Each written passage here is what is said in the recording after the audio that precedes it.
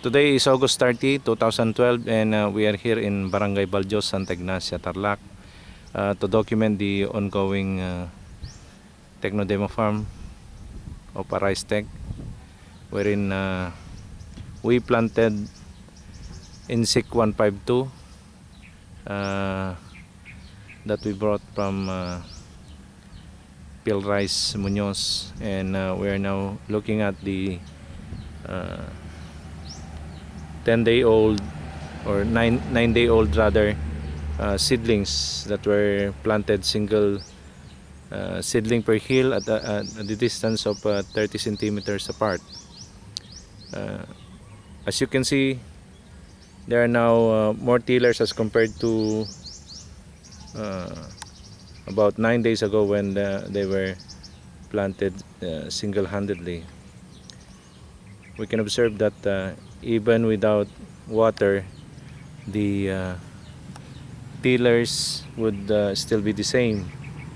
And so in this technology, water requirement could be cut by almost half of the required water. So instead of using 8 million liters of water per hectare per cropping, we're going to use only about 4 million liters of water. So this documentation is being done to see the difference between the traditional practice and this Arise methodology that was developed by Ronnie Alonso, so that we can share it to the farmers in the countryside and help them cut their production costs and increase their yield during the rejuvenation period, wherein we're going to turn this inorganic farm into organic farm. And so this is being done so that we can see the difference. Here is the caretaker for this farm, Mang Nestor. So we're going to ask him about what took place in this farm. Mang Nestor, nung una, ano po yung unang nasa isip nyo nung nagtanim sila rito ng paisa-isa? Ay, sabi ko sir, baka hindi mag-click ako, kaya sinubukan natin, medyo maganda naman ang kakainat ngayon ng tag-isang tanim ng palay.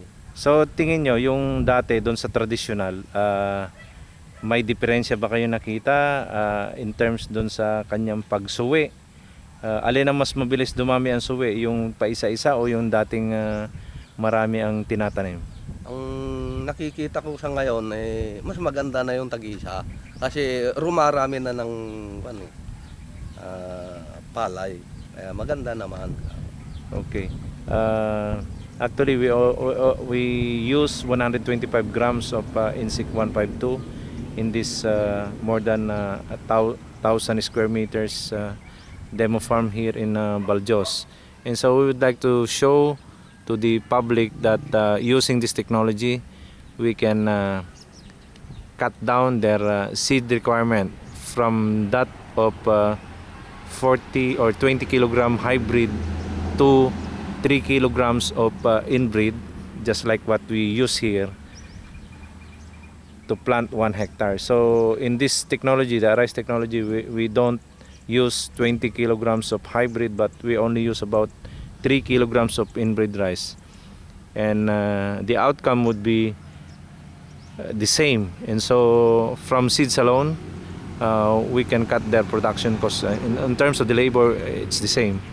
And so we're doing this so that we can show to the farmers how efficient this Arise technology when applied in the farm. This is Ronnie C. Alonso, a researcher from University of the Philippines, saying good morning.